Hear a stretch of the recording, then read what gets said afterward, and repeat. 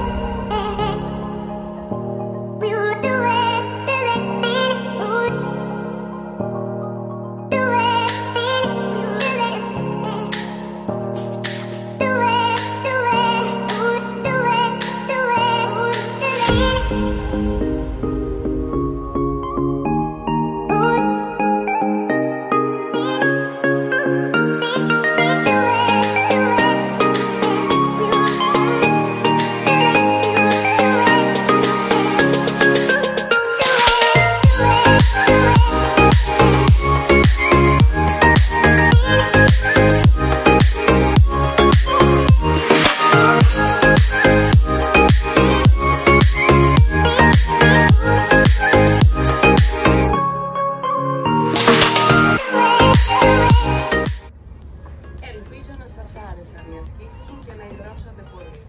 Αν σας άρεσε το βίντεο, κάντε like, στείλτε μου comments, σχόλια, να μου πείτε τι άλλες ασκήσεις θα θέλετε να δείτε και μην ξεχάσετε να κάνετε subscribe, εγγραφή στο κανάλι στο YouTube Χρήστη Μαυρίδου. Ως το επόμενο βίντεο, ελπίζω να είστε όλοι καλά. Φιλάκια!